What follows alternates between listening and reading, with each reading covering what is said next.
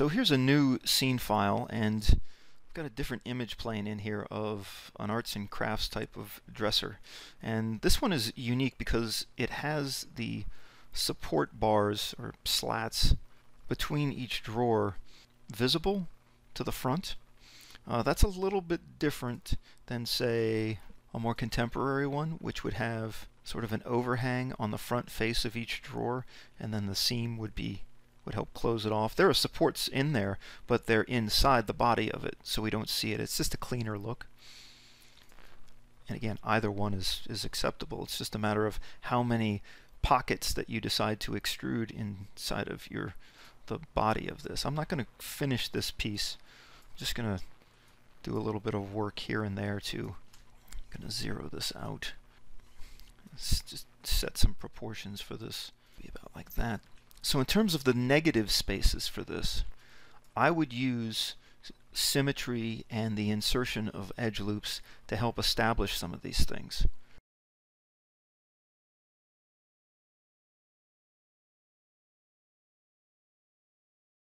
We need to insert that first edge loop.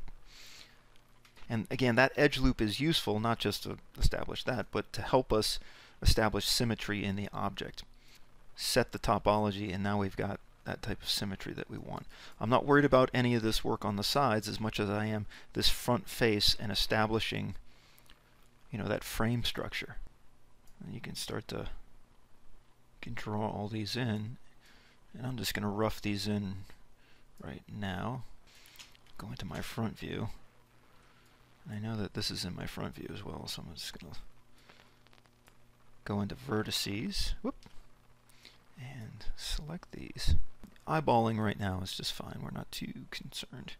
Insert another edge loop here, and I'll put one down at the bottom. I'm not going to use this in my extrusions except when I get up to here, but I don't need one edge loop, I need two. So in order to create that, use a tool that is going to be worked on a little bit more in the modules to come, is just bevel it. And then hold Control.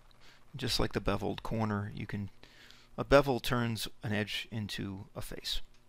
So now it becomes easy enough to take these faces, holding Shift, Control E, or Shift and right click and extrude, pull these back in space. Right. Take it back to here.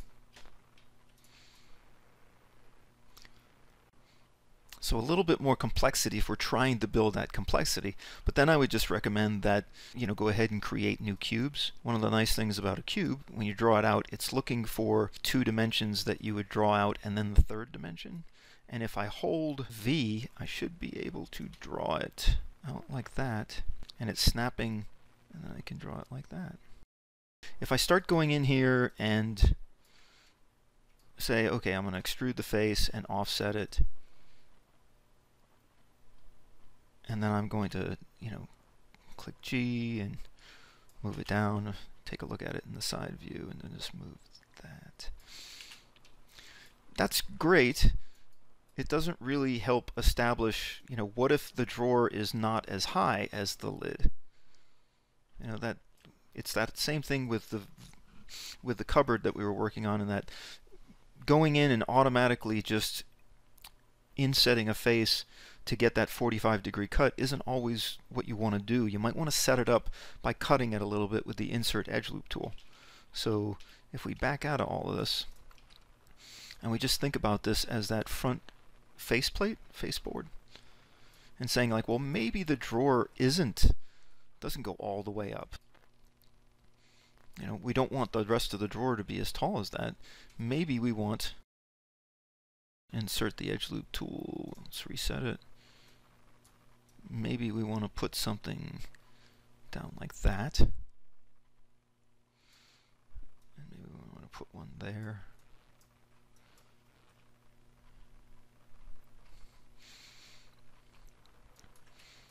And then go into the tool settings. Let me see if I can do a world X for this one.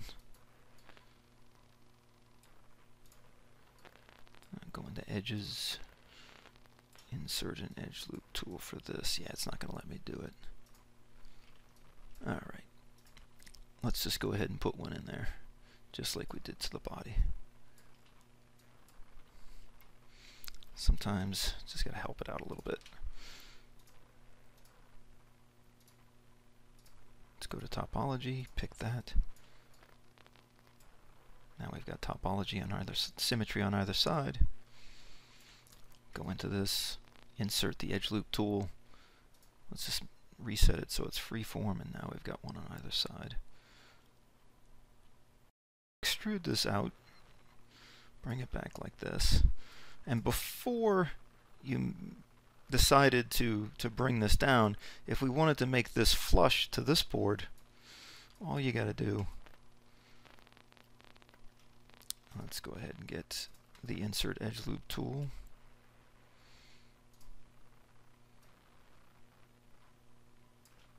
Let's just put one in here, and you could use symmetry for this, but I'm just gonna put these in like this.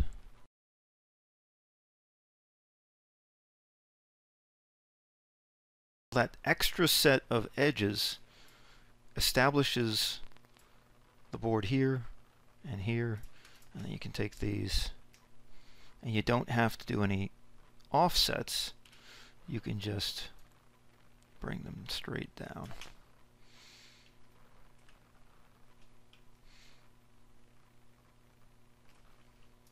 It's more information, and there's a lot of polygon cleanup that you would do to this as you were working.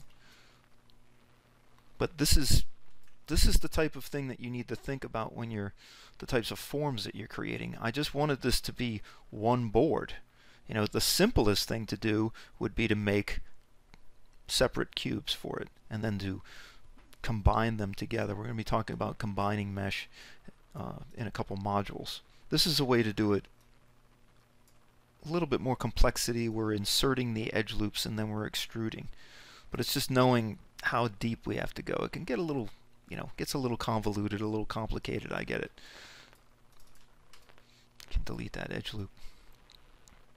But now you've got something that is, you know, has a little bit more interesting form to it in terms of there's an inset to it. Once we get to this point with this information, we don't really need an object that has this much complexity to it. So what I tend to do is build the complexity into a single object like this, and then create a cube, and I'll hold V as in Victor as I'm drawing something right at the corner here. And I'll draw it out, and you'll see that it snaps to that, and then I'll let go, and then I'll say drag to set the height, and I'll hold V for that, and I'll just go all the way down there and snap. Just click. I went all the way down there and clicked so it was right over that bottom vertex. Now I have a piece that is just like this. It's a lot cleaner. And you can go into this object, and you can take all this information. You can even take the interior if you wanted to and delete it.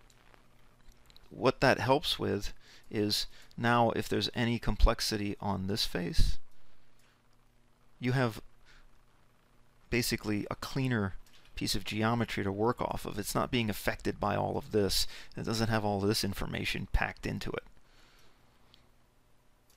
So we begin the process by working with cubes, inserting edge loops, extruding faces to create, you know, the types of things that we need. I know I created an extra divider in here, that's fine.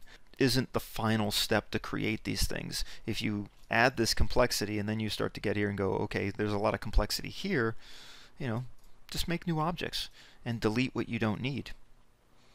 Ultimately, we can name these things, we can group them together. Later in modules, you'll be combining these things together to make what's called intersecting mesh. And this is a very common way that game assets of all kinds are made. Take one of these designs or a design that you've found and model it using the Insert Edge Loop tool and the Extrude tool. You can investigate other tools. I would, delete edges, delete faces. If you have to rebuild surfaces to reconstruct them, go ahead. Just make sure that you delete any faces that you don't need. And then go ahead and use cylinders and spheres and manipulating edge loops and scaling, transforming them to make a couple objects that you'd set up top here. Maybe it's a book, maybe it's a vase, some type of holder, pencil holder. Just a couple of props that you can just set up there. Make a screenshot of just your scene. You can go ahead and hide that. Get a nice camera view where we can see 3 sides. Gives it nice dimension. Wireframe on shaded display. Make sure you have your knobs and your hinges and any details modeled. You can do that with just primitives. And then submit your work. Good luck.